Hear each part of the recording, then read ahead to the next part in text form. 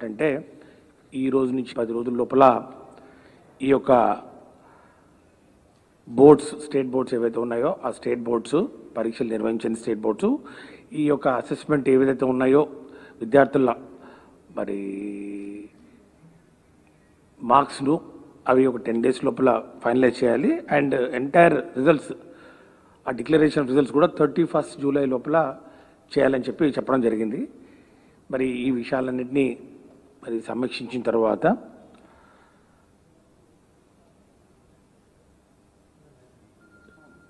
Intermediate education principal secretary గారు మరి అట్లాగే secretary board of intermediate education వారు ఇచ్చిన సమాచారం మేరకు పరీక్షల నిర్వహణ మూల్యాంకనం మరియు ఫలితాల ప్రకటనకు కనీసం 40 రోజుల సమయంతో పాటు అదనంగా 15 రోజుల ముందుగా విద్యార్థులకు పరీక్షల టైం టేబుల్ యొక్క సమాచారం ఇవ్వవలసి ఉందని పేర్కొనడం జరిగింది. ఈ విషయాన్ని కూడా నేను గతంలో కూడా పదే చెప్పడం జరిగింది. 45 days పడుతుంది.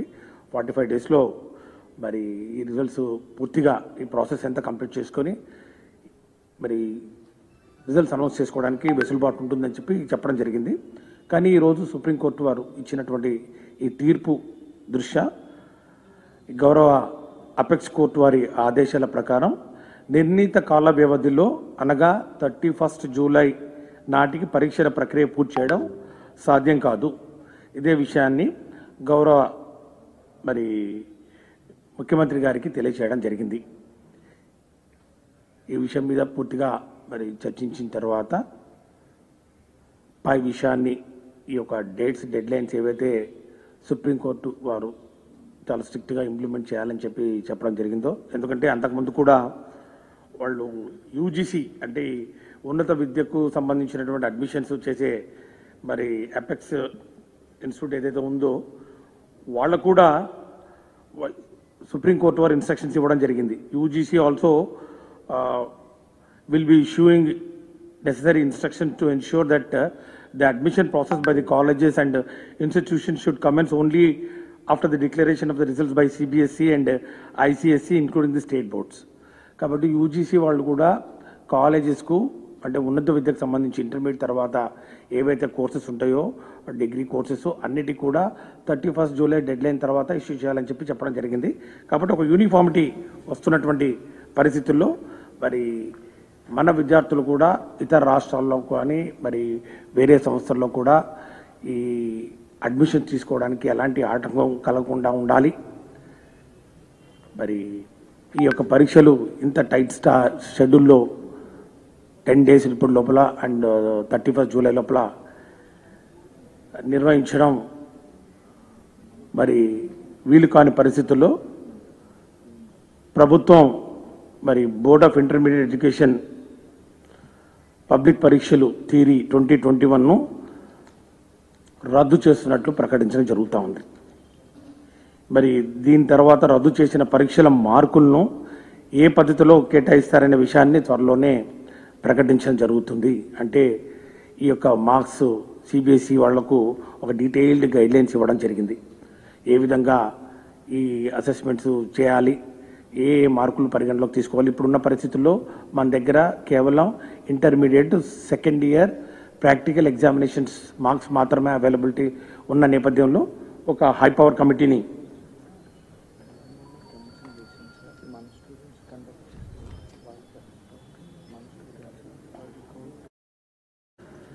కాబట్టి ఒక హై పవర్ కమిటీని ఏర్పాటు చేసి ఈ ఎంటైర్ ప్రక్రియను ఈ యొక్క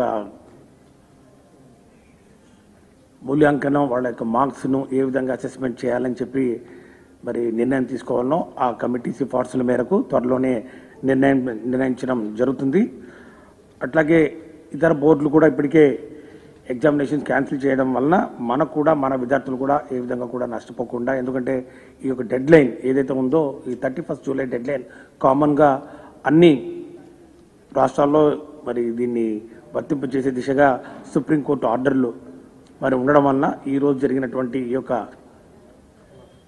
సుప్రీంకోర్టులోని చర్చల నేపథ్యంలో వారు ఇచ్చినటువంటి ఆర్డర్లను సుప్రీంకోర్టు ఆర్డర్ను దృష్టిలో పెట్టుకొని ఈ యొక్క ఇంటర్మీడియట్ పరీక్షలను రద్దు చేయడం జరిగిందని చెప్పి తెలియజేస్తా ఉన్నాం. అదేవిధంగా ఈ యొక్క పరిస్థితుల్ని దృష్టిలో పెట్టుకొని 10వ తరగతి పరీక్షలు కూడా రద్దు చేయడం జరిగిందని చెప్పి కూడా తెలియజేస్తున్నాం.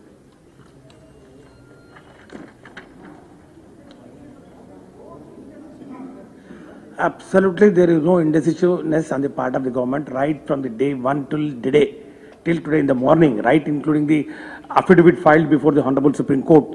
We have time and again we have mentioned it that we are ready to conduct the examinations duly following all the protocols, including 15 students for every room, and then maintaining physical distances and following absolutely to the last core of the points of the standard COVID-19 protocols. We have been telling very clearly, and this is the second best option available with the government. Cancellation is the second best option. The best option is always government have been telling that we want to, keeping in view of the future of the students. Our Honorable CM also have been telling repeatedly, and then we have also told that we are ready. We are ready with the conducting examinations, and we have filed the same thing in the affidavit. In the affidavit filed before the Honorable Supreme Court. Where is the question of confusion at all? We have been telling, we told very, very clearly, including today. You can see all the papers also carried that in the affidavit also we have mentioned how actually we are going to conduct it.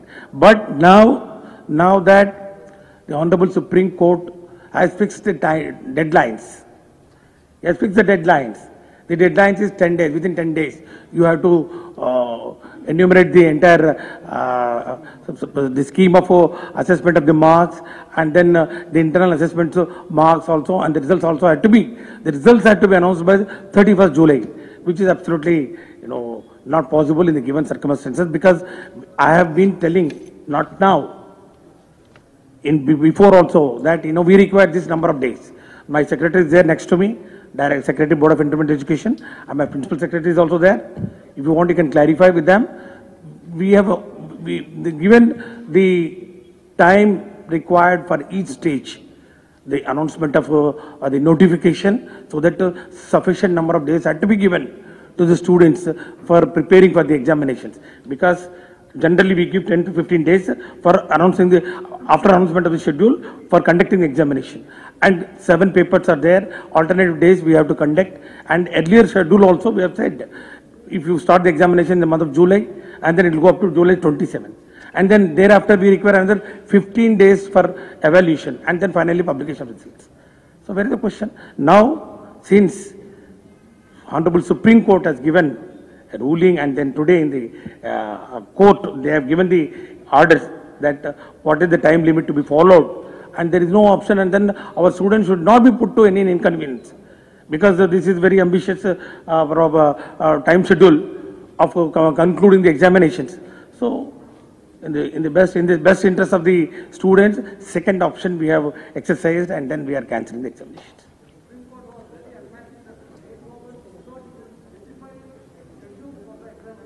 We have given almost 1 month back. We have given the schedule. If you want, I'll give a copy of the schedule. The schedule for conducting of examinations, for intermediate examinations, has been given almost 15 to 20 days back, and then it will be commencing from July 7th. The entire state knows about it. It was there. We have published the schedule. It was there. The schedule is very much there on record. And then why Supreme Court never asked the schedule? Supreme Court only asked, how are you going to conduct the examinations? We told them. How are you going to conduct the examinations? We told, like all the steps that are required to be followed. Step 1, step 2, step 3, how many? The schedule. The schedule, timelines, everything is there. We have mentioned it. There is absolutely no ambiguity at all. You ask anybody, all the press here, and then how many times I have come before the press, and then how many times I have mentioned, did I ever mention that we are having 2 minds and all? I have never said that. It's only when Supreme Court intervened, it's only when Supreme Court said that, why you are going to conduct the examination. Then also we have mentioned in the affidavit very clearly.